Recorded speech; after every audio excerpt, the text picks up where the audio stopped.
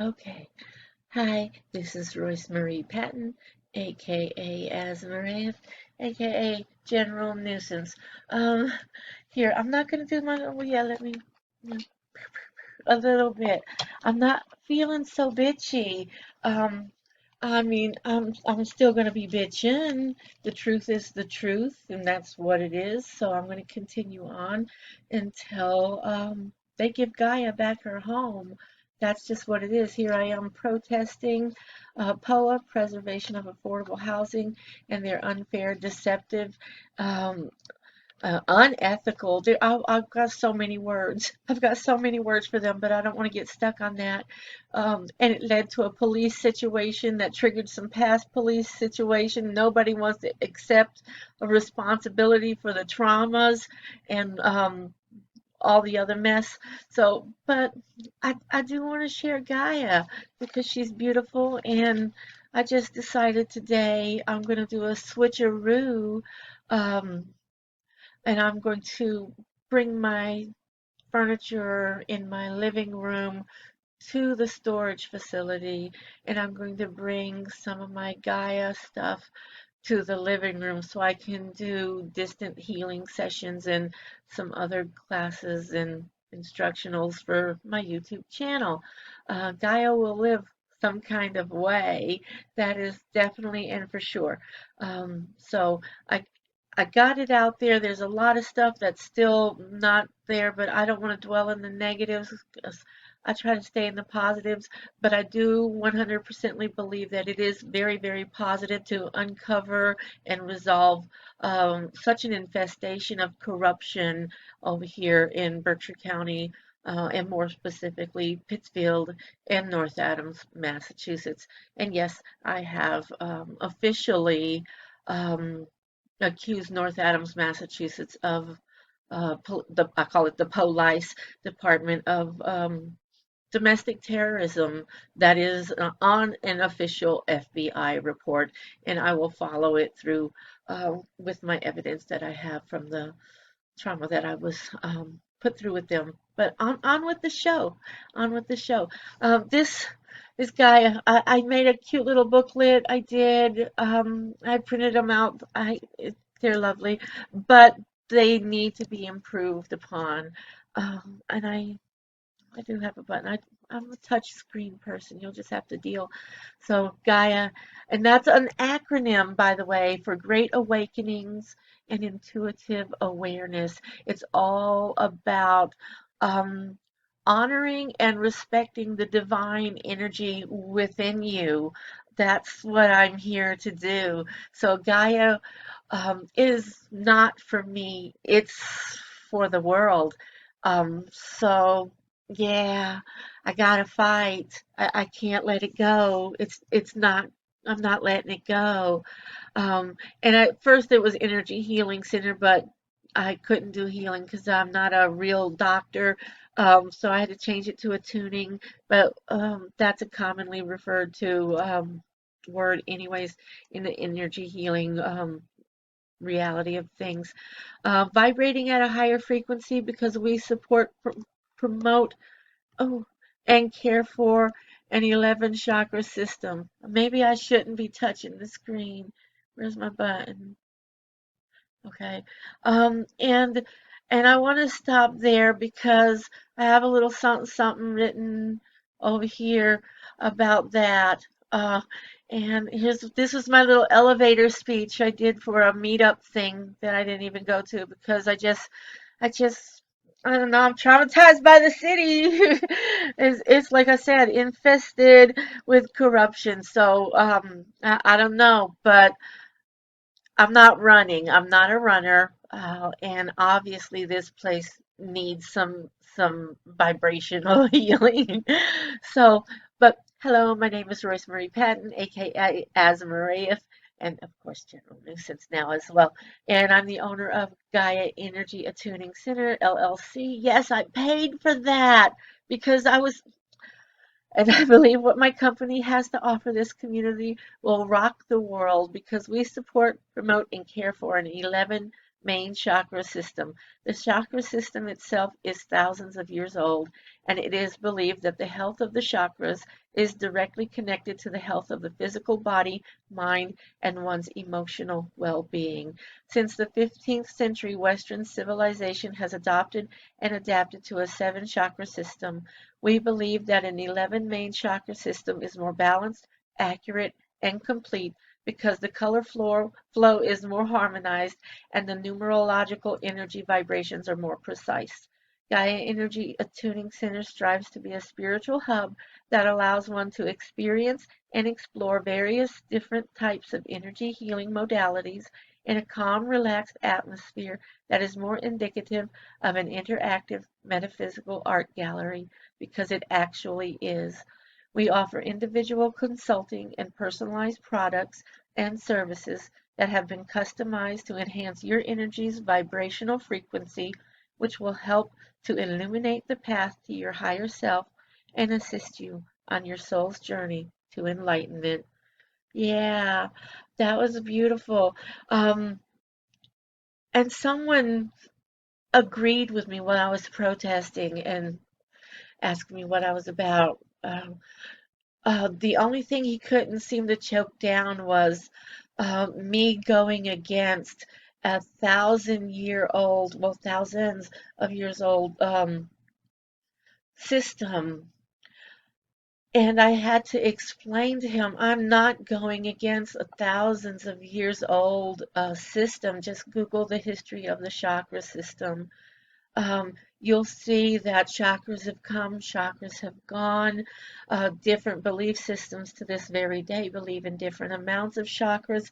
So what I'm doing is not ripping apart any belief system that is so ancient and loved. What I don't mind saying I'm going to spank a little bit is the Western civilization's bastardization of them. Um, seven is like the instant coffee microwave oven version, in my opinion. And I know that's going to offend some people because, as an energy healer, you're not supposed to say anybody else's energy healing modality is wrong. If it's helping them, it's helping them. Oh, seven is just wrong for me then. And after I give my little spiel here, if anybody agrees with me, come on along because I've got a lot of other things I want to talk about. That's why all those tabs are open. We're going to go on a little, well, I call myself an energy alchemist and an intellectual archaeologist because I dig and I dig and I dig until I find the information that I need in order to show you that I'm not a crazy lady pulling shit out of my ass. Um, I have literally, they tried to lock me in an insane asylum twice, twice. And the therapist's words to me were, "You're not insane, you're intelligent. Let me uh, get you your walk-in papers." But he had to go out of the room like 4 times and Google stuff. So let me go on. So I do have some parting words. I think I want to wrap everything up first. But I want to get back over here to this page because there's so much with the whole thing. Yeah, are you ready to? Everybody is saying it's the evolution of spirituality. Well, here it is. I got some, and Pittsfield don't want nothing to do with it. That shows you where they are with their wellness and spirituality and whatnot. And I when I talk to my king callers, because I do get a couple of them that we ramble on like little chatterboxes, like girls do. I tried to balance it out here as best as I could in a Google Doc. It's just, like I said, I'm learning, but whatever. I think I'm doing pretty good. Um,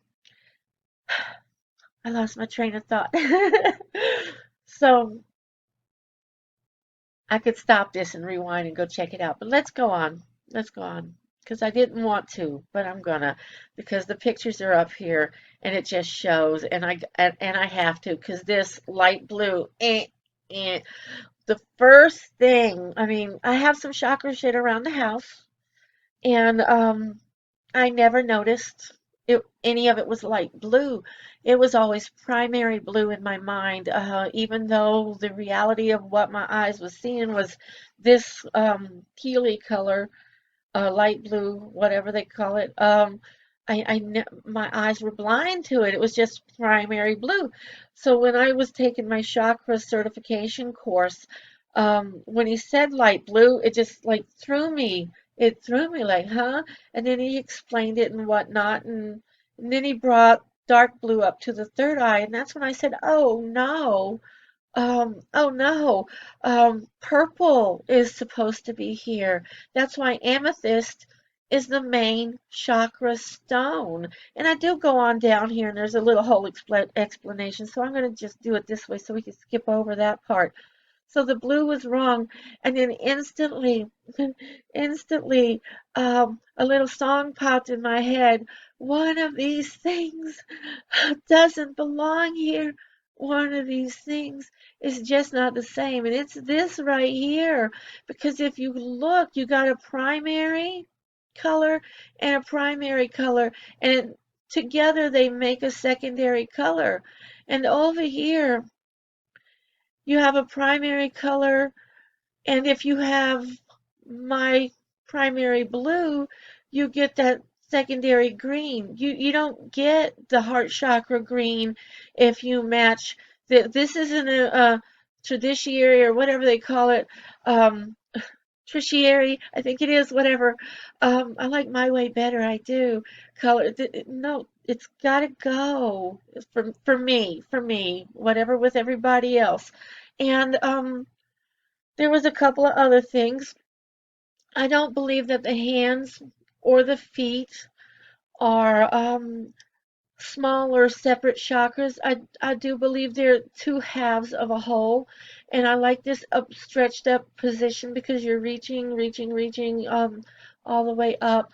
And I do body symbolism. I have a book called Body Symbolism in the Bible, and the arms are the things that reach up to heaven to get the gifts.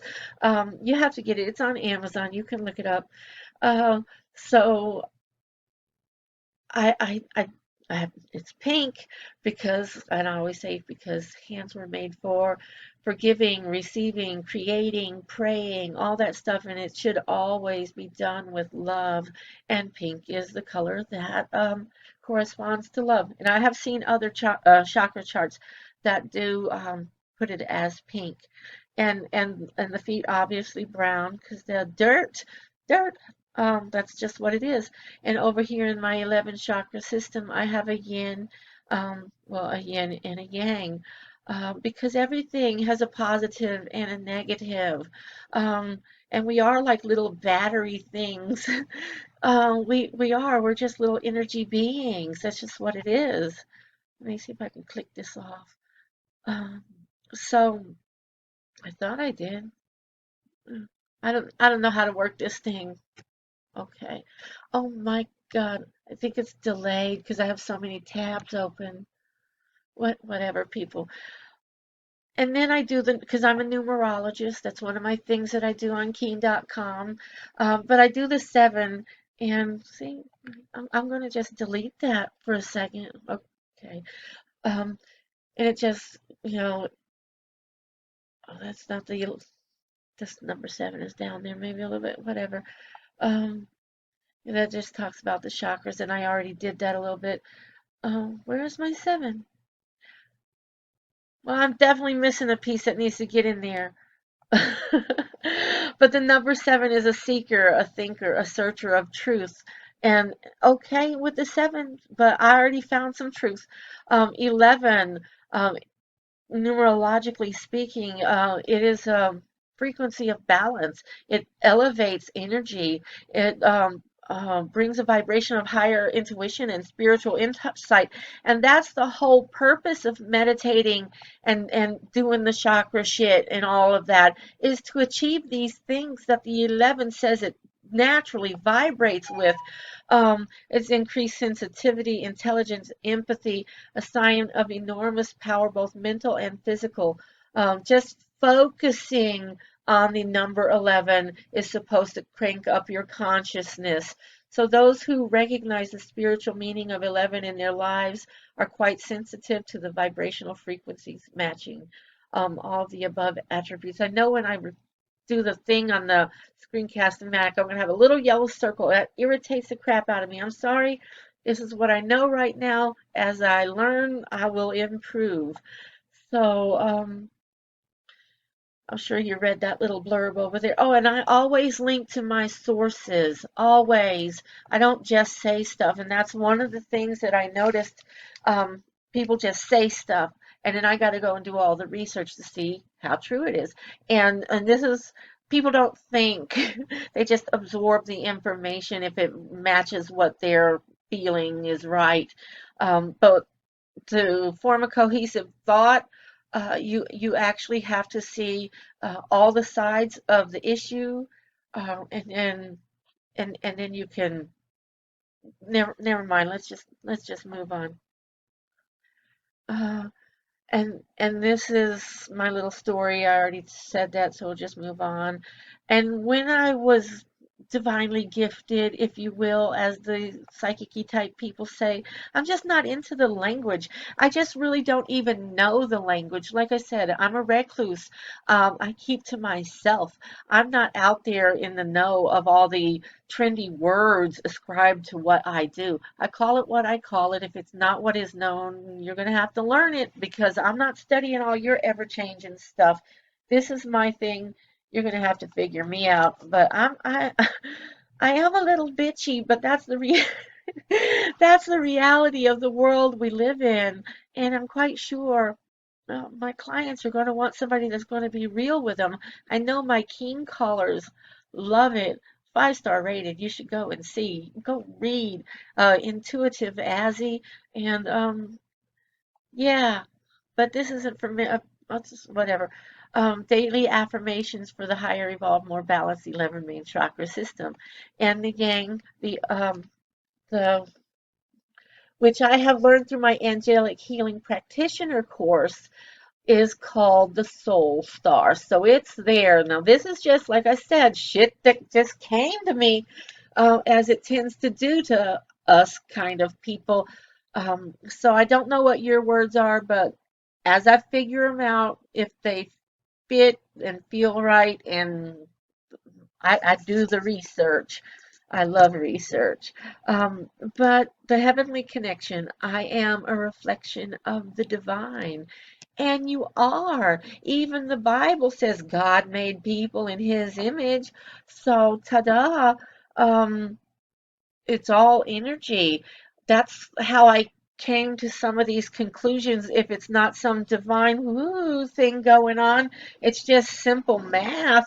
And I'm talking about preschool stuff too, because I don't multiply shapes and letters. That no. Uh, Multiplication and long division starts getting a little difficult to me. But I just broke everything down to its base form, its lowest common denominator, which is energy. So instead of saying God and the devil, I say ultimate positive energy, ultimate negative energy. Whatever it is anybody else needs to call it in order to make themselves feel safe and sane, I'll be respectful of that. I'm just hoping for and kind of expecting the same kind of respect from my beliefs, because my journey through life is what brought me to believe them. And you can't take that away from me. So there. Um, so my hands, I willingly give all that I am and openly receive all that I need. And that's a lesson that I had to learn right there because I'm a giver. I like to give and give and give. And people mistake niceness for weakness, tend to take advantage of you. And then they want to get all kind of shocked when I get all bitchy. As if you have seen any of my other videos, I can surely do. I am not going to hide that. I am never going to deny my beastie bitch. I love her. She has saved my ass on more than one occasion. Oh yeah. I love her. She's beautiful, and she is general nuisance. So there. Um, but here's the way I always tell it to people. Um, Wolverine, whatever that movie is, because like I don't even own a TV, but I do watch some movies on my computer here. I'm not totally that far gone. But there is an old Native American saying, and I want to say this before I rip it apart. Um, in its original long version, it's beautiful and it makes 100% sense.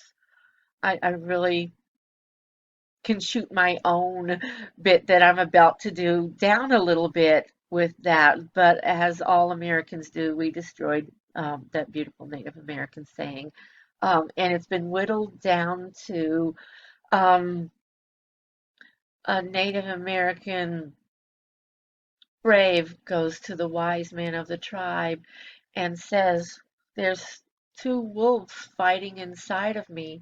One is good and one is bad. Which one will win? And the Native American wise man says, whichever one you feed the most. And that is where I laughed because my mind processed that as go away, you're bothering me. Because um, if that would have been a real wise man, they would have said, first of all, my child, you must come to realize both beasts dwell within the same house. Therefore, if you feed the good one, it will share, and then the bad one will learn to respect the good one, and then both will be strong enough to defend their house. That would have been a real answer for me. So, um, that's why I love all of my me's. And like I told my therapist, it's not like I hear different voices. It's just, I think somebody who is the same all the time, I, I would be afraid that they might flip one day and turn into some kind of serial killer or something. I want somebody with a little personality and color, a little feisty sometimes, and some, if you don't have any emotions or personality, I feel sad for you. If you can't get upset and angry, the the pro this is a good spot for that. And I do believe it was Captain Jack Sparrow that said, the problem is not the problem. The problem is how you react to the problem. So, there's a positive way to purge your problems and pains, and there's a negative way. I like to try to do the positive ones.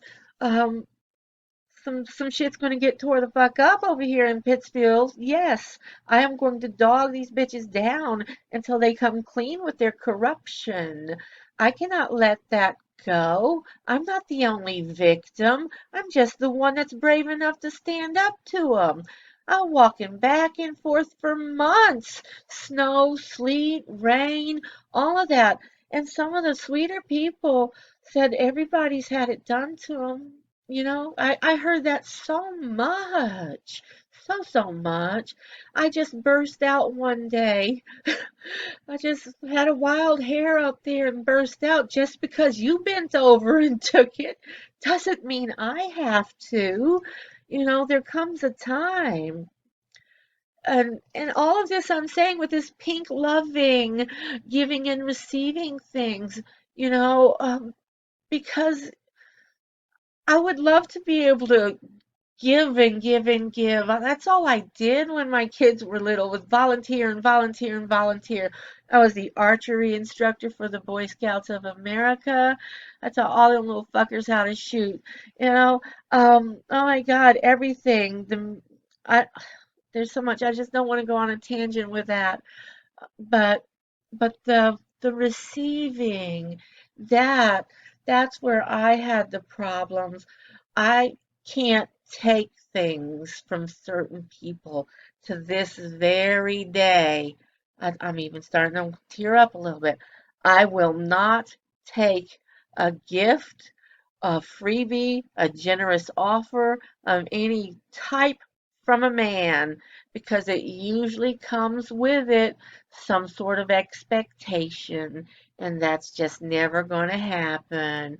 I've even had my very own boy tell me, Mama, you gotta, pretend a little. No. Oh, hell no.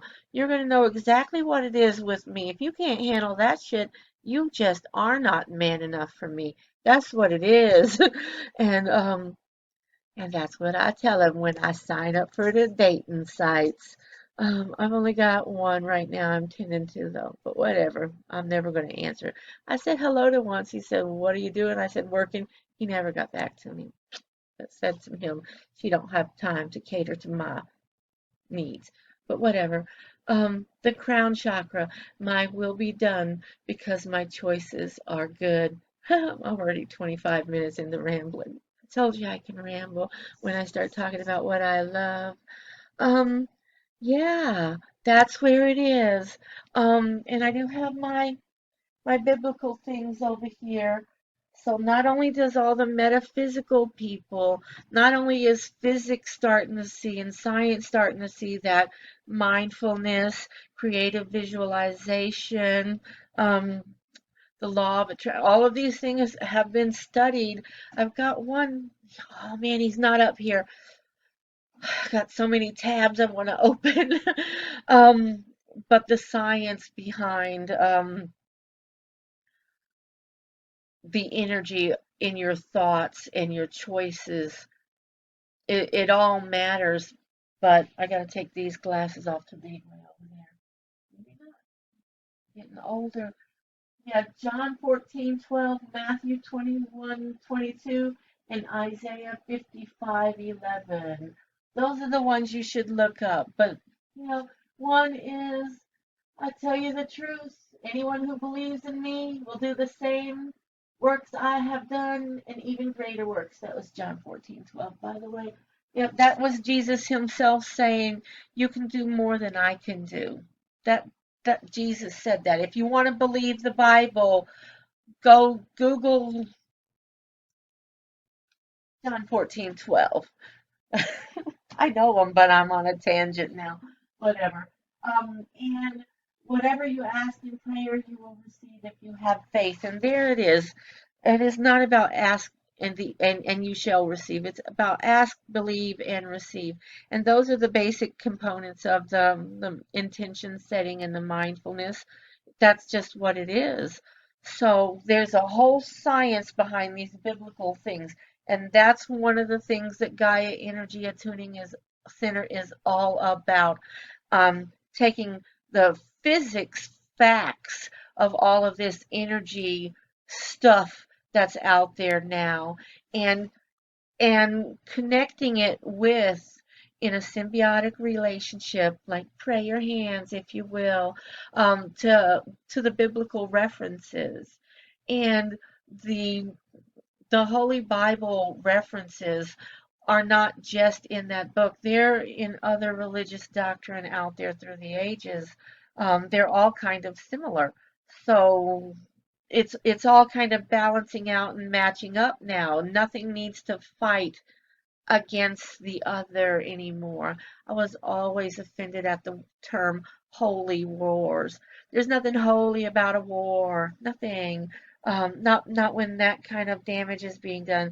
I'm at war right now with the city of Pittsfield, and I want some justice for what was done to me back in North Adams. But I don't need to kill anybody to do it. Um, but who knows where tomorrow will bring? I didn't know I was going to be homeless before the North Adams police stripped me of all my resources with their lies and whatnots and left me to die cold and homeless in the streets penniless. You never know where you're going to be tomorrow. But I'm letting it be known on the internet now, today, 6/30/2020 at 1:35 a.m. I'm Royce Marie Patton. aka Asmarae, aka the general nuisance. Do not feel the need to harm myself or anybody else. But I already have sent a letter to the chief of police saying I intend to destroy this city. And I will, because I'm going to keep pumping this stuff out. There is nothing from Gaia Energy Attuning Center that is not going to come with what this is, because this dirty will be cleaned up.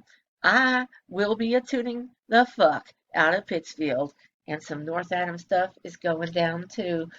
My choice is my choice. I will do some good because I am not the only victim. They just need to go and look. They make it so obvious. They make it. They wouldn't need to be there more than a day. All they would need to do is make the people feel safe enough to tell them their stories. That's all. That's all. So, the third eye, I open my heart, mind, and spirit to divine love, knowledge, and guidance. Yes, I put the heart, and I did put whatever, but it's all right there. It is. Let's just go on. I will speak my truth and show the proof. And I always add, and stand my ground. That's what it is. A lot of people want to run off at the mouth, but they don't have anything to back it up. Where's your scientific evidence? Where are your historical lineages? Show me something. Don't just tell me something. I need to see it beyond a shadow of a doubt. And and and this might be doubtful to some of the people that watch this video, but it's not to me. And I'm the only one that matters in my reality. I will love purely and unconditionally. Yes. And I will defend it. Grr. Um, really, because there are certain things that do not exist in the reality of love, and selfishness and manipulation and verbal or physical or financial abuse, none of those things exist in the reality of love. None of them. So if somebody I bring into my life starts showing these things that are not loving, then I know they are lying. That's just what it is. And I tell my king callers all the time, it's a man's job to make the woman feel safe, secured, and loved. If he can't do that, he's kind of fucking useless. You might as well get rid of him. But I was going to do this whole little thing um, about that. It's kind of coming up right now. This is what I know is happening. And there's a drawing tool. No, I don't want to mess with this. I don't understand that thing yet, so I'm not going to do it on this one. I'm too far gone. Um, but when you are putting yourself out there to date, it's like dropping, I always say it's like cutting yourself and jumping into a vat of piranhas. And what happens is if you don't know exactly what it is you deserve in a man and in a relationship, you're just putting yourself out there for whatever energy is vibrating around that same range. It's not vibrating at its highest potential, therefore, it's not going to get your highest potential man. So it would do you good to be mindfully aware of your intentions and your needs and that sort of thing. Um, I would always say, well, they've proven that it takes the average person 66 days to learn a new habit. So I would definitely want to apply that to any intention setting things. But I'm a moon phase to moon phase girl, and people like things quick and easy, and a calendar, you know, phase is a calendar phase. People can keep tabs on that, but sometimes it takes a little bit more. It does matter on a lot of things. Belief being one of them. In one of these videos, I don't think is up here right now, did mention the way you allow yourself to believe. Because sometimes you can say you believe, you can pretend to believe, but if you don't deep down um, really truly believe, it does make a difference. They have measured that. I'll try to find that video and add it at the end, or at least do it and put it in a link on this one. Something will happen to give you that piece of this puzzle. Um, so, yeah, we were talking about that heart chakra love. So you can defend what you believe is love for sure, but don't keep going back to it, because this is what happens when you don't accept a lesser thing than what you deserve. One, you're strengthening that energy, so it's going to radiate out of you further, it's going to beam brighter, stronger, it's going to connect faster with that true love, with the one that you want to manifest, that you mean to manifest, that you're trying to manifest. Um, but a lot of ladies just get the first one and they grab it because they're so hungry and desperate for love. They feel things and the chemicals go first, ladies. I'm a watcher. I'm a watcher. I will watch a dude for months before I start to even allow myself to really think about liking him in any kind of sort of way. So, yeah, I'm pretty intense. And I usually scare them away. But whatever, like I said, if you can't handle it, I don't want it. So, but whatever with that. And when a guy says or does something that offends you, speak up on it right away. I always say never let a basket full of bullshit build up. There's a whole nother thing that goes with that, but I'll get off track. Uh, and what happens is that you get stronger. But what happens with the guy is he will go away. He'll pull his energy back. And the woman gets afraid to lose them. And a lot of ladies go dogging them down. Don't do that. No. Well, this guy will go away, and one or two things are going to happen. He will go away and he will stay away. And if he does, good. And good riddance. You don't need him because he wasn't right for you anyways. And that opens up that space for the guy that is right for you. And you already strengthened your energy a little more because you said no to the one that wasn't worthy. But sometimes that guy can choose to fix whatever he needs to fix in order to resonate better with your energies, your wants, your needs, your desires, whatever it may be. Um, and he comes back that higher caliber guy that you were requesting. So sometimes your initial feeling of, I know this is the right guy, is correct. But that doesn't mean you shouldn't correct him when he disrespects you. That's where shit gets fucked up right there and things start to go awry. Because when you allow that, you weaken your energy and it in turn weakens the relationship. And this is why those sayings like behind every successful man is a strong-willed woman, or the more modern version, why do all men marry bitches? They're not marrying bitches. They're marrying the women that they know are going to make them function at their highest potential. And that's somebody that can push them. And you don't have to be bitchy to do it. I always tell my keen ladies, so in a kind, loving, gentle, positive way, obviously and of course, tell them Tell them. And now let me finish that basket full of bullshit. This is what's going on.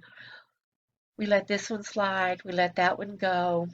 We'll ignore that one for right now. And we get this basket full of bullshit that builds up.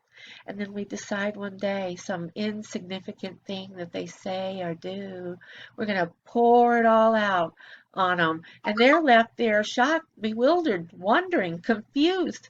Why? None of this bothered her before. Why does it bother her now? And the way the man's mind usually works is, who the fuck is he? So then he starts thinking you're cheating on him. And so he's going to naturally retaliate and cheat on you. And that's the end. That's what happens. So you got to nip that shit in the bud. Separating the wheat from the chaff, if you will. Tending to your garden, whatever. You just can't let things go willy-nilly and all awry. That's your job. He keeps you safe, secure, and comfort. You keep him in line and full of love and care and all that other shit that he needs. But if he fucks up, you put the boot to his ass. That's unconditional love. I'm not letting you fuck up who you are to me and who you can become if you stay on the straight and fucking narrow. That's what it is to me, anyways.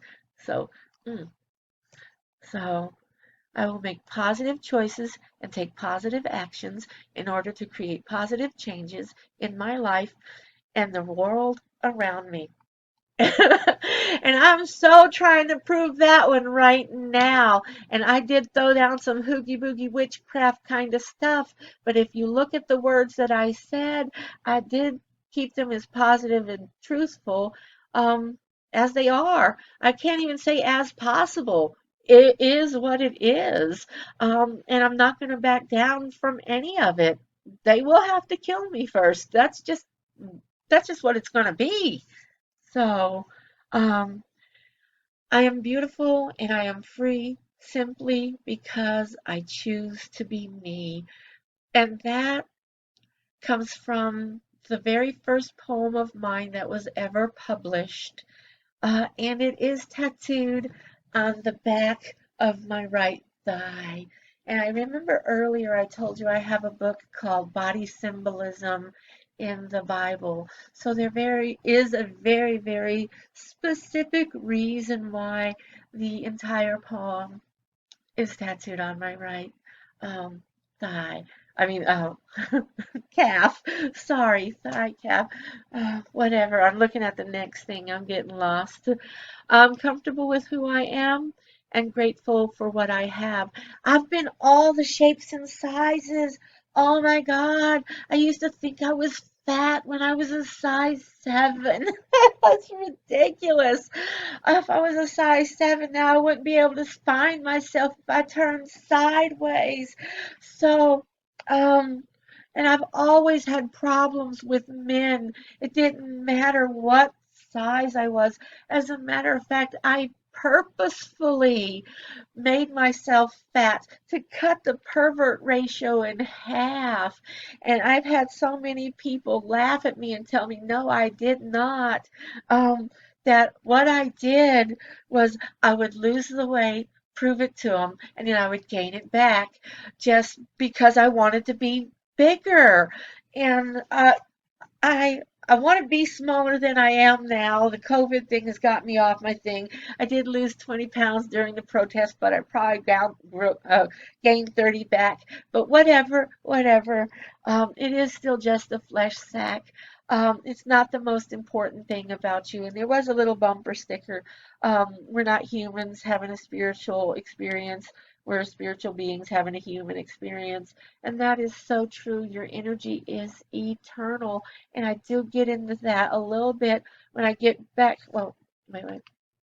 When I get back over to there, I got some parting words after I do all the tabs. Oh my God, it's almost an hour. It's 43 minutes. And I'm just rambling. I know my stuff when I start talking about it and I'm comfortable talking about it. I'm good. Um, so it's just a flesh sack, as I like to call it. It's not who you are. It's just the vehicle that you need in order to navigate this reality. Really, that's it. Um, so I am well grounded and stand firmly in my beliefs. And that goes all the way back up to that throat chakra thing about speaking your truth and showing the proof. It helps out so much when you get down here to your grounding state. You do want to be able to stand your ground. With who you are, being all of these components matter in order for you to stand firmly.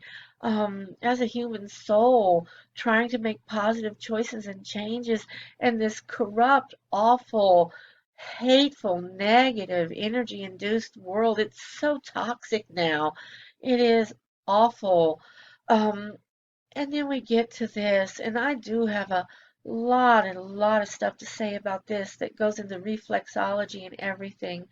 But your earthly connection, or as I have learned in my angel healing practitioner course, it is called the Soul Star.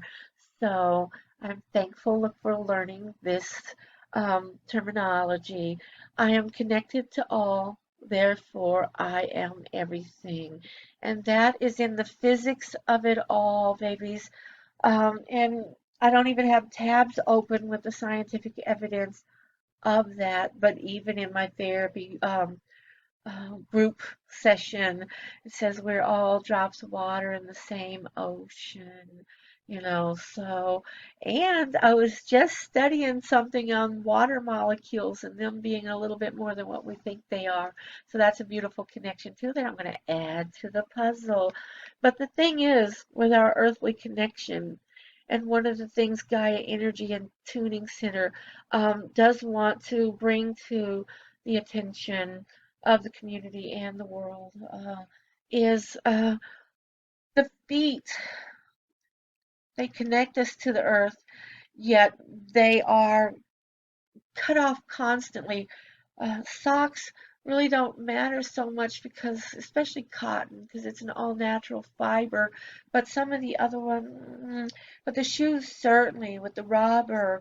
Uh, Rubber, as you know, cuts off the flow of electricity, and we are electrical in nature, in composition.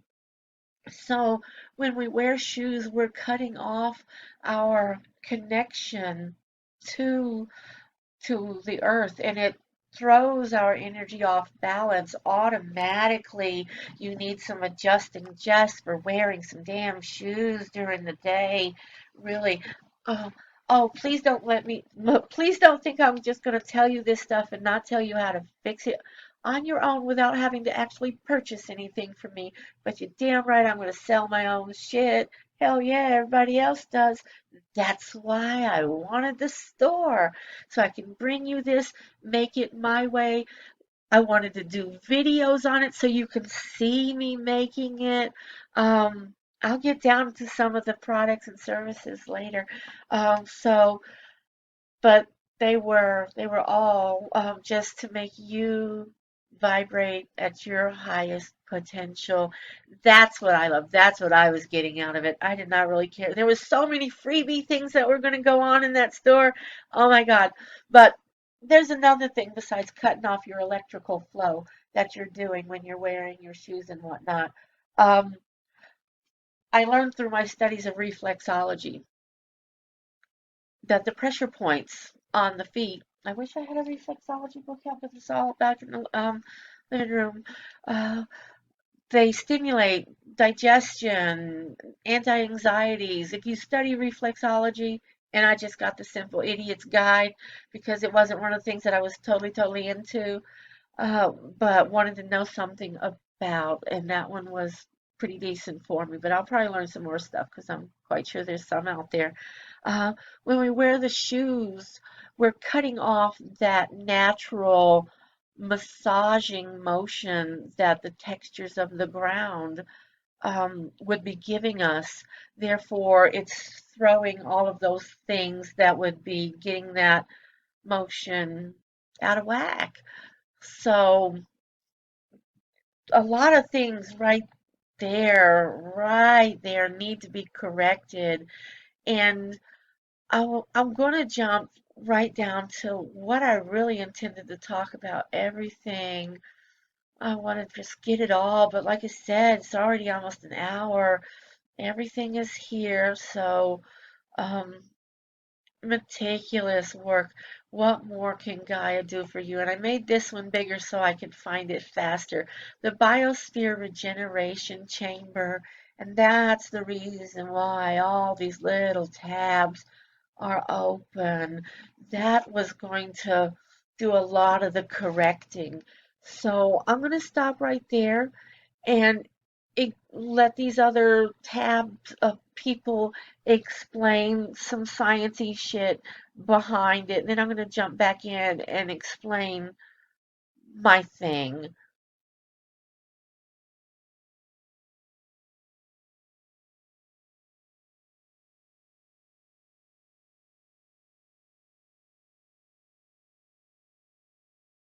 Because when we look at nature, we see that so many things flourish when they go to the golden ratio design and when they follow this sequence.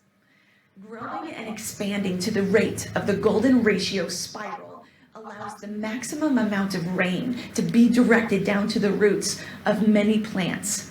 And remarkably, when you study nature, you see the golden Fibonacci numbers like 3, 5, 8, 13, all of that again and again in the seed pattern spirals of plants. Idea, but we don't just see this golden ratio sequence on a small scale.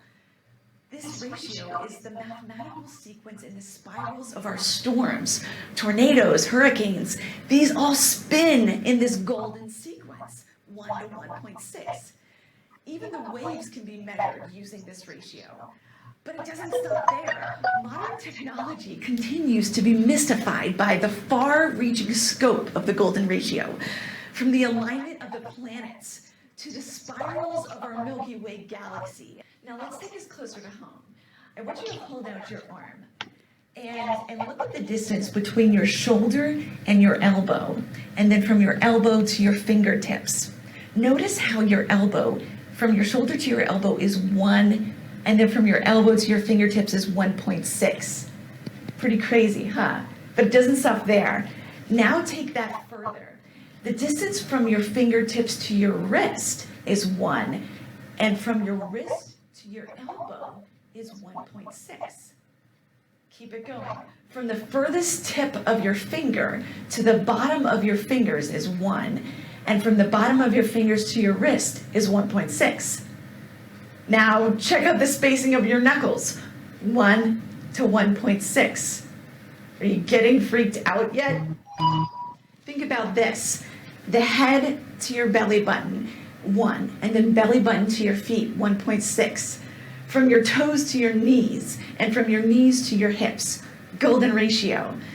Ever wonder why your 2 front teeth are so much bigger? Golden ratio. The pupils of your eyes, I mean, you name it, your whole body is the symphony of the golden ratio. In fact, as you are listening to this video, the sound waves are passing through your ear in a perfect golden spiral. Scientists have discovered that the golden ratio pattern is necessary for the human brain, the neural system, our sense organs, and our lung system. The golden ratio sequence is even in the helix of our DNA, and it forms the very rhythm of our heartbeat pattern. I mean, we are fearfully and wonderfully made, and we live in a universe that is designed and hardwired to be life permitting. I mean, speaking of which, I think it's interesting that the golden ratio also comes up in the ancient biblical text. Scholars have noted that when you consider design measurements of things like Noah's Ark and the Ark of the Covenant, the golden ratio is an exact match to the measurements. Pretty interesting. Okay, so we've seen how the golden ratio is embedded into our life and even into our own heartbeat. Half the length of the base of the Great Pyramid is 220 cubits. The height is 280 cubits. That means the hypotenuse is 356 cubits. The proportions of the Great Pyramid equal the golden ratio.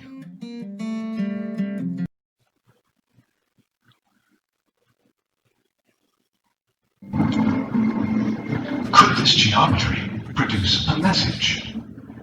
The Great Pyramid is situated within the whisker of latitude 30. It seems like the latitude choice was derived from astronomy, because there's a lens effect in the atmosphere here, and when you take that into account, the tiny error shy of latitude 30 goes away. They were astronomical latitude 30, if you like. It seems like a very limited choice, because it's not a random latitude. It's 1/3 of the way between the equator and the North Pole. This is just one of the many ways I feel, in which the Great Pyramid deliberately and purposefully speaks to our planet. The next way it does that is that it is alive. If you take upon yourself a project of building a pyramid and aligning it to true north, south, east, and west, you wouldn't make any error at all. There is an error in the Great Pyramid. It's tiny. It's 3/60ths of a single degree of true north. This is almost eerie precision because the scale of the moment is so huge. This thing is 481 feet high. It has a footprint of 13, slightly more than 13 acres. It weighs 6 million tons. It consists of 2.5 million individual blocks of stone. You're taking that whole gigantic mountain of stone and you are aligning it within just 3/60ths of a single degree of true north. We're not talking about magnetic north, which varies. We're talking about astronomical north, the true north of this planet. It's a very remarkable thing, and that's the north of this planet. Once again, the Great Pyramid is speaking to the Earth. Could the pyramid be revealing something else about our planet? Then you find something else as you go deeper. Start measuring it. Measure it very, very, very precisely. Measure its base perimeter. And then measure its height. And scale those numbers up. What you find is that at a scale of 1 to 43,200, and I'll explain why that's not a random scale in a moment, on a scale of 1 to 43,200, the dimensions of the pyramid give you the dimensions of this planet. In other words, if you measure the base perimeter of the Great Pyramid and multiply it by 43,200, you get the equatorial circumference of the Earth. And if you measure the height of the Great Pyramid and multiply it by 43,200, you get the polar radius of the Earth. So in all those centuries and millennia, when our ancestors went through the Dark Ages and didn't even know that they were living on a planet, let alone the dimensions of the planet, all they ever had to do was go accurately measure the Great Pyramid, multiply those numbers by 43,200, and they have the dimensions of our planet. Could this be the evidence to suggest that ancient places like the Great Pyramid are here to always show us our place in the stars? Egyptologists are aware of this, but they say it's a total coincidence. There's no significance to it whatsoever, as far as Egyptologists are concerned. And you know, if the scale were something different, if it were 1 to 57,000 or 1 to 42,000 even, they could be right. The reason they're not right is that the scale is not random. The scale is defined by the key motion of the Earth itself. Our Earth, as well as spinning on its own axis, has a wobble on its axis. That's called precession.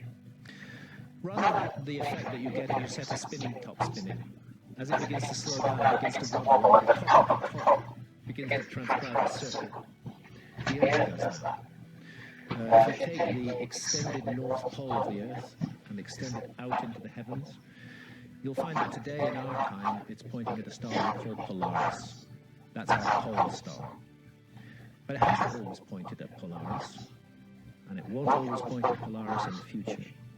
Sometimes it will point at empty space. Sometimes it pointed and will point at other stars. There was a time when Thuban and Draco was the pole star.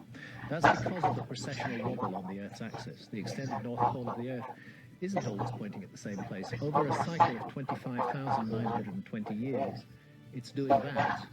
That's why the pole star changes. At the same time, on the horizon, and we know that ancient cultures had a great interest in particular moments of the year, particularly the equinoxes, when night and day are of equal length.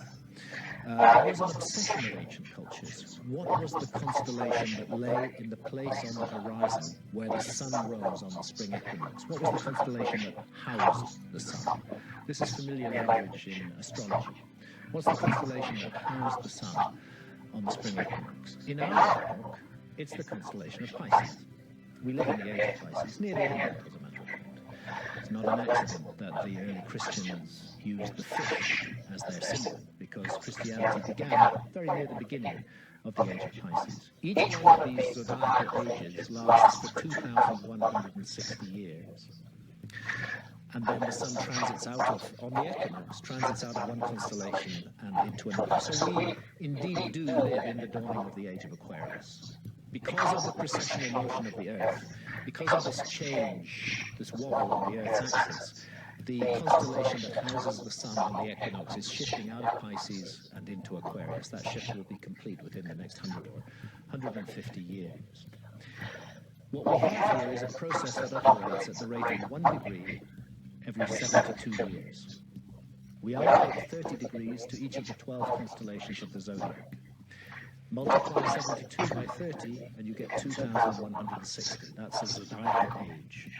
Take the whole cycle of the zodiac, the whole 12 constellations, each with 2,160 years, housing the sun at spring equinox, and you get what the ancients called the Great Year, when everything cycles back to the beginning and the whole process starts again. Do you follow? That's 25,920 years. It's the heartbeat is 1 degree every 72 years. It is defined by a key motion of our planet. That number, 43,200, is a multiple of 72. It's directly related to that number. And it's not as though we're confined to Giza and the Great Pyramid. Those numbers are found all over the world. They're found in ancient mythology. Osiris, after all, was killed by Set and his 72 conspirators. The number occurs in the ancient Egyptian texts. It occurs in the number of syllables in the Rig Veda. In India, it occurs in Norse mythology. It's found all around the world. There's an intense focus on this system of numbers. So it can't be an accident that the same system of numbers crops up in the Great Pyramid, and that not only does the Great Pyramid give us the dimensions of the Earth, but that it does so on a scale defined by the Earth itself. That's an incredibly clever piece of work that we're looking at there. Could the ancient builders have given us a monument to decode our human existence? Interestingly enough, the numbers Tesla was obsessed with show up in the equations of the Great Pyramid. The numbers Graham has concluded from his research on the pyramid are 72, 43,200, 600, 30, 25,920, and 2,160. And all of those numbers either equal 3, 6, or 9.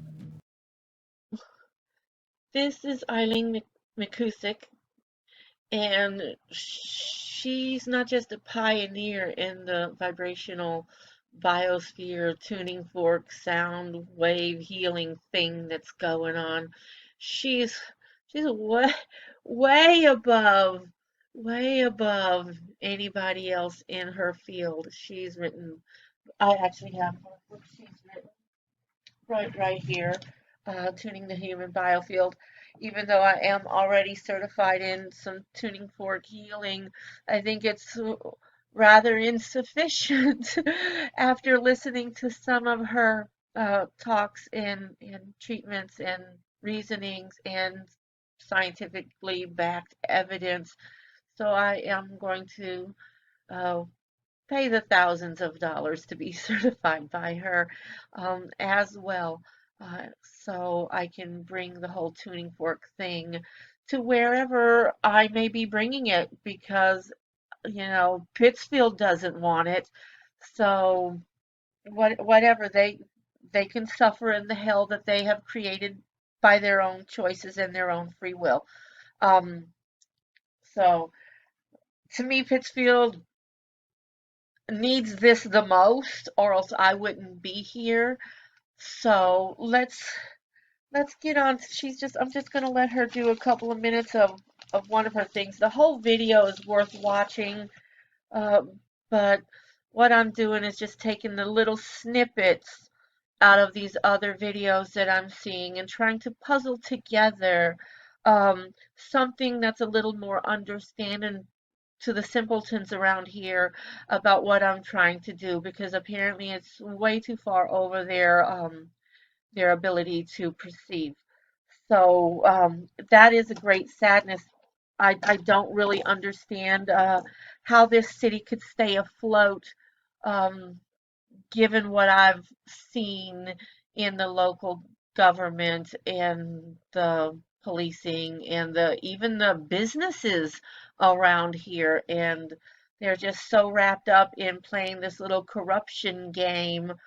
Um, tit for tat isn't even where it's at. It's just all about who you know and who you blow around here, and I just don't do that. So let's let Eileen speak. And once again, I'm still learning how to push these buttons. Media was one of my things in college. That was over 20 years ago. There's different buttons out there now, but I think I can pick it up rather quickly. I think I'm doing okay. One of the problems that I am having with the Screencast-O-Matic here is the inability for it to get these videos up without sounding all garbly and crappy. But I'm going to get the video up any damn way, and we'll work on the sound quality and other aspects of it down the line somewhere, because like I said, North Adams, when they were doing what they were doing to me, they actually tried to lock me in an insane asylum twice to shut me up and to well, they didn't understand the intelligence coming out of my head. I know I got my hand here. I got a lot of writing from the page, but whatever. Let's listen to Eileen. I'm tired of rambling. I was very surprised to discover in my research that every emotion has a very specific frequency signature that it produces. For example, fear has a very pulsing quality. It's got this kind of boom, boom, boom, boom, boom, boom, boom kind of quality. And so when you get really scared and that waveform takes over your body, what happens? You shake, right? You start moving with that waveform. And I was surprised to discover that animals, when they feel fear, they produce the exact same waveform. And even a plant that I worked on that was afraid, right? You guys know that story from my book, that the plant was actually giving off the same frequency. So this is the fundamental language of nature is vibrational, and it appears to be universal, that all of creation, everything, flora and fauna, all feels in the same language. So it's a very, very pure language. Okay, so we've got the Fibonacci sequence or pi. I've got those little snippets. We've got the connection with the pi as it is attributed to the Great Pyramid of Giza. And then I have my 6-foot copper pyramid for the Biosphere Regeneration Chamber. And I'm not just going to stick a pyramid in the middle of a room and call it something fancy and expect people to pay me to go sit and meditate in it. I got her scratching her nose here. Let me see if I can find a more appealing picture. Yes, there we go. Let me get me out of the way and put me over here. Brain cell universe. They have found a comparison. There is a whole pattern, a microcosm, macrocosm, as you saw with the Fibonacci thing from the other little snippet. Everything follows a pattern. So when I saw the Great Pyramid one and saw their pi parameters and the Tesla 369, which I'm very into Tesla. We've been hanging out together for years now, his energy and mine. Um, Sometimes I like to pretend in my mind it's me, Tesla, Einstein, Buddha. There's a lot of them up there. We're all just kind of playing cards, and I do play cards for a living. I always say when someone asks me what I do, I always say I'm a dealer. um, and I do. That's my job. I sit at home, I play cards, and I chit chat for money. And I have time to, like I said, read a book, take an online class, do some research. I love digging. This is why I consider myself an intellectual archaeologist. I like to find stuff. So, energy alchemist, intellectual archaeologist. Royce Marie Patton, aka As Maraeus, aka now General Nuisance. I don't have my badge of honor on. So, anyways, back to the Great Pyramid of Giza. When they discovered that the parameters of the Earth and the parameters of the Great Pyramid, well, basically, if you remember that little snippet, because it's all going to be puzzled together here, so you should. If you don't, work on your memory skills.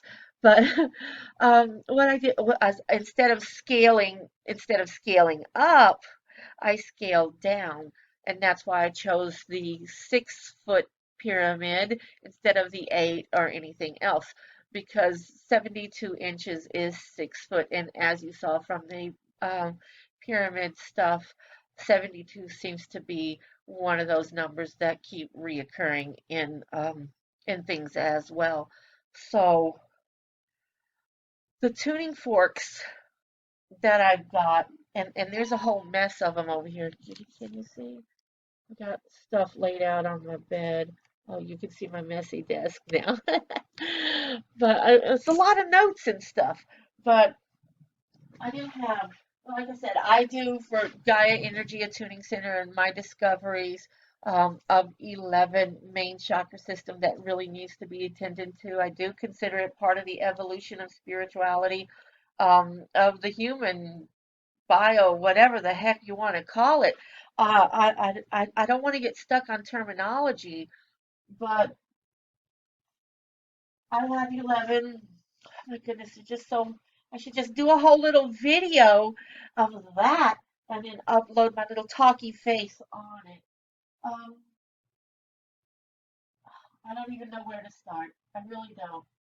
There's tuning forks that have shown significant studies, helping repair the DNA, connecting with the divine. There's just so much going on right here.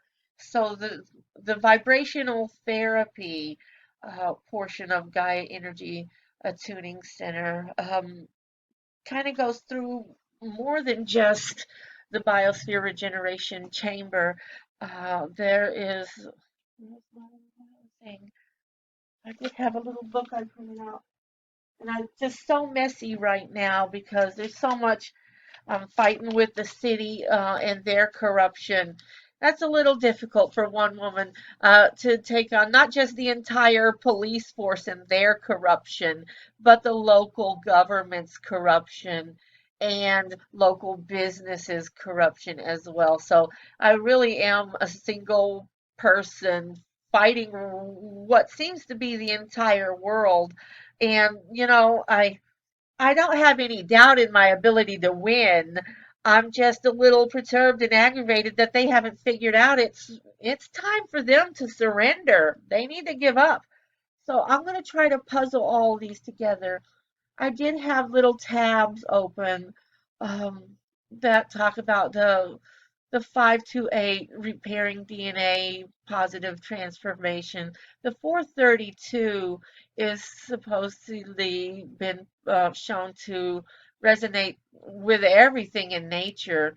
There's just so much going on. 174, I do like her video right here. She's so sweet and soft and gentle.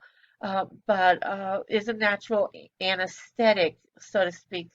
So I do have a lot of the Om tuning for. I have all of these. I have all of these, and and so much more to give to not just this community, but to the entire world. So, in my way of thinking, as I mentioned earlier, I have kind of whittled everything down to its lowest common denominator, which is everything is energy. That's all there is to it. Okay, and it's all about matching frequencies and vibrations because that's just how it should be going according to the natural flow of things that we've seen in just this little bit of snippety snips. But if you go and study each one of those things even further, you'll just see that I don't even begin to to cover anything here. Just and already what I'm saying is incomprehensible to these people in Pittsfield, Massachusetts, to the point to where they do not want me opening up a business in their city.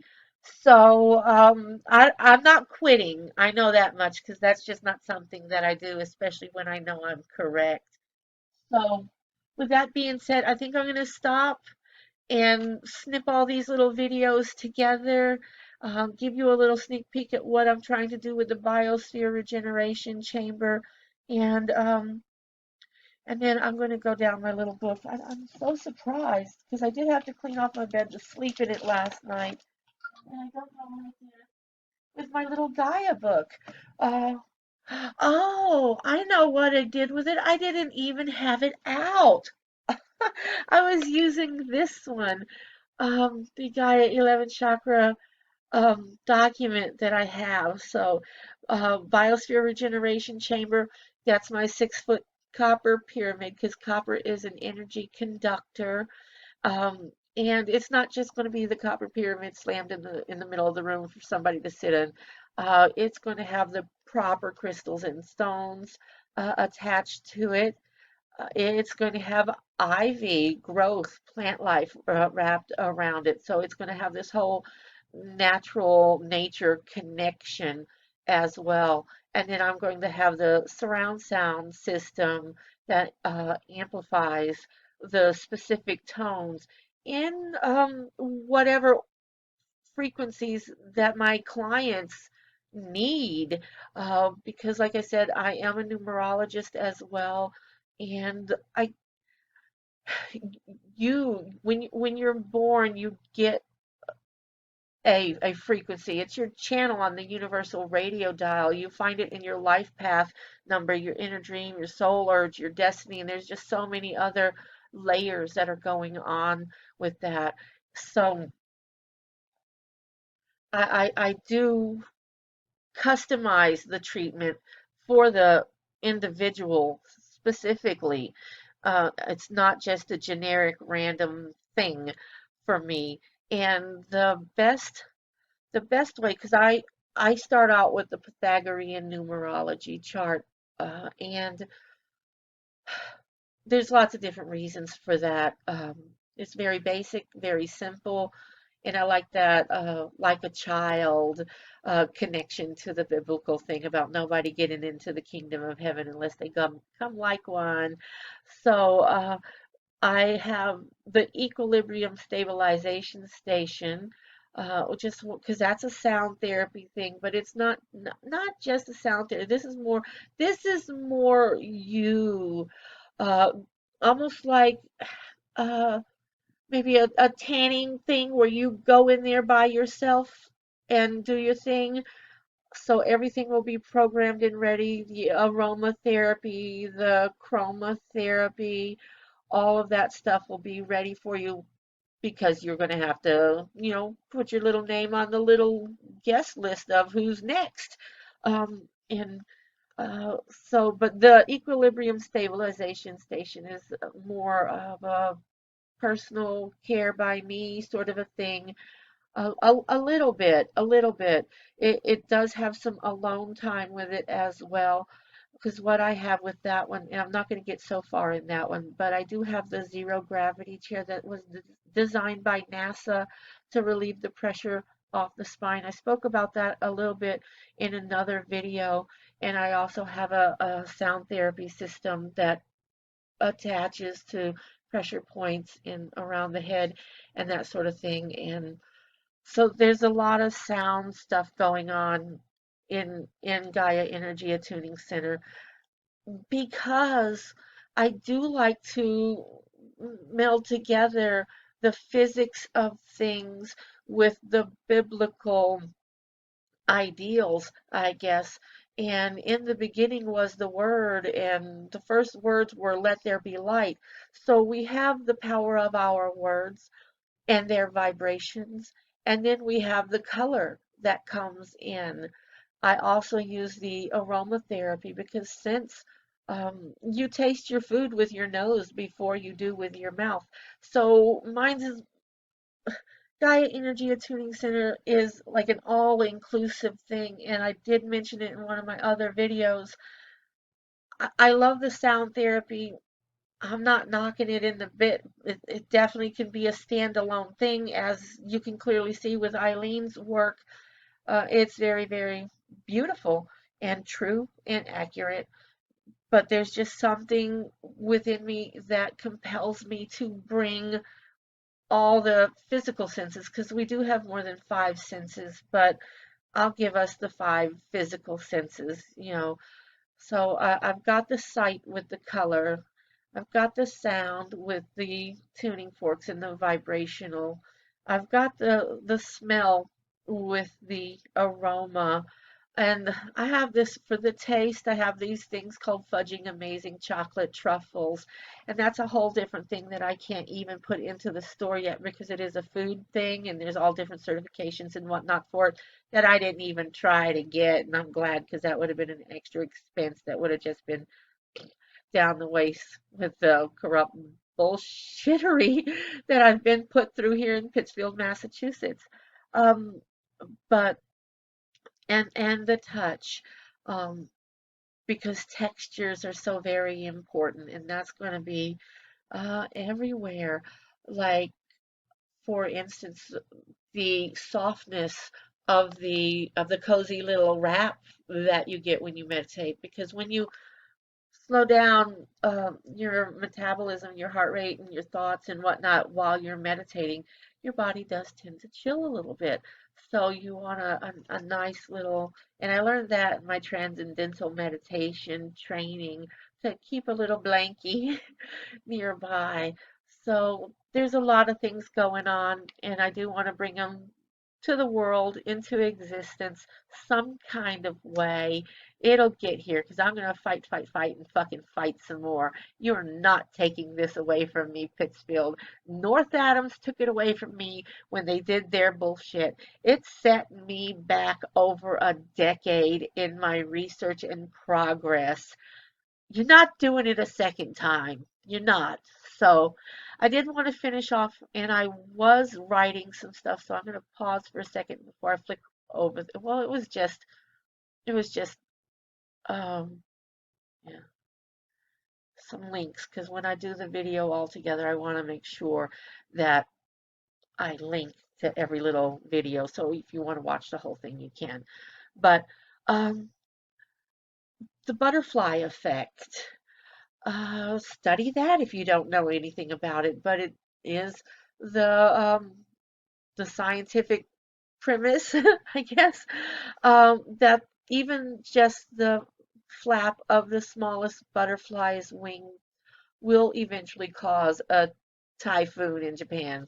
You flap them here in America, typhoon in Japan. So you are the butterfly, and your thoughts, beliefs, and actions truly do affect the world. If you don't believe me, just turn on the news, okay? Gaia Energy Attuning Center was lovingly designed with you in mind because your energy's vibrational frequency is eternal. You are creating either the heaven or the hell that you are condemning your immortal and eternal soul to. Just because all that stuff is going to bounce right back at you, which Eileen touches on a little bit. She finds ancestral vibrations. I'm not going to get back into her. Watch her videos, all of them. I'm trying to add her to my channel. I forgot how. I got to Google that. So in a sense, you are immortal. And since everything is energy and energy does not die, what happens to the massive accumulation of negative energy? Now, this is a theory of mine that I have been, I just don't see how it could be any other way besides HARP, which is the government's weather control thing. If you don't know about that, Google it. There's a lot of well-to-do scientific people that talk about it like it's, you know, a hamburger or whatever. It's just actual and factual. It is not a conspiracy theory. It is real. So my theory is that the excess of negative energy manifests in natural disasters. That shit that we're spewing out of us has to go somewhere. If it doesn't die, where is it going? And I could just feel it when I was a little girl. Whenever I heard the wails and cries, oh, why? Why, God? Why? Why is God doing all of this to me? Oh my God, it just irritates me. Here's one prime example. Let me get that little dot thing away. Here's one prime example. As I keep my king callers stuff private, but there was one caller. I'm not going to give names, so it is still kind of private, but she calls me up and she's on for about 5 minutes talking about, does he love me, blah, blah, blah, and all this other stuff. And then she turns a twist in because I was seeing some positive cards between them. And then she's like, well, how's that going to happen? Because he's married. So I flip some more cards and I explain all that. And why is the thing still blinking up there? But then her next order of business to clear up was, why are so many negative things happening to me? She's been sleeping with somebody else's husband for about 4 or 5 years, and she doesn't understand why negative things happen to her. Well, she hung up on me after I explained, honey, you really can't expect to have positive things coming into your life when you're being so deceptive and fucking somebody else's husband. If there was anything loving about the relationship between you and him, neither of you would have approached the other person after finding out there is a marital bind involved. I'm not a judgy person, but I am a this is what it is kind of person. So if you choose to go sleeping around with whatever you choose to go sleeping around with, that is 100% your business. But there are also consequences to that. I, I am I am totally infatuated with a married guy. I won't even speak to the dude, and he won't speak to me. And that's the way it's supposed to be. Plain and simple. That's just what it is. So God doesn't cause natural disasters. We do. In in one capacity or another, through our negative bullshittery and hatred, and lack of empathy for our fellow man, our person, I should say, or the government's meddling. So whatever, that's not God. Um, God comes in. Well, it's down there. Hang on. We did, yeah, with our hatred, rage, and abuse, lies, and petty BS. Yeah, it just builds and builds until it explodes in a tidal wave or a hurricane or an earthquake or a tornado, whatever. You name it, and it comes in. Um, so I do believe it's nature's way of recycling all of our bullshit. And what better way than to throw it back at us? So God comes into the picture when we start working together, caring, helping one another, um, doing the right and righteous things. But thus far, all I've seen on this planet through the news, through my own experience in life, and I haven't lived in Pittsfield my whole life. I was actually born on a carnival. My birth certificate does say Heights Hospital, but until my father died, we traveled with the carnival. So I've been a lot of places, and it just seemed like, and maybe it's because of my gypsy blood, but after 3 years, I kind of move on. Pittsfield's going on 4, and it does. When I think back, shit starts happening to make me want to go after about 3 years. That's kind of my cycle period. But not this time. I'm not budging this time. Now they're going to have to make some changes. Like I said, I will be attuning the fuck out of Pittsfield. I will not shut up until this negative bullshit is corrected. The corruption is going to have to go, at least in my reality. So if they want to do whatever they want to do to whoever else they want to do it to, and those other people that this shit is getting done to wants to bend over and take it, that's all on them.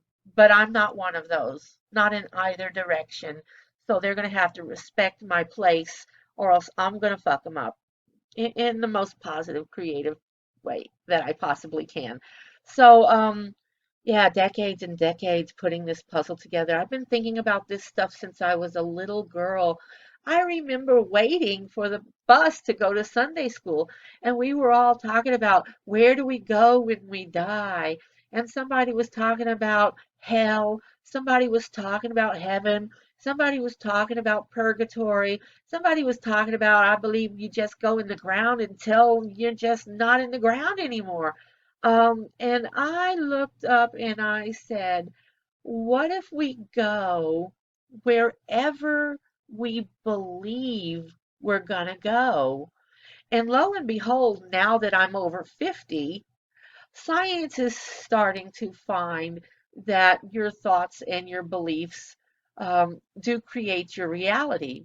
So it just makes more sense to me now that I was correct when I was a little girl, because if your thoughts and your beliefs create your reality here, then they most likely do create your, or at least part of your reality once you're done with here. So there it is. That's my thing. Yeah, no intentions of letting a town full of corrupt, ignorant, heartless, petty parasites keep something this good and beautiful from this community or the world. Plain and simple. I'm going to try to edit this video together now and let you guys have it. It's probably going to be over an hour long. I'm quite sure nobody's going to watch it, but I got it out of my system. This is Royce Marie Patton, aka Asmoreus, aka General Nuisance, for the Gaia Energy Attuning Center, defending my honor and my business. Peace.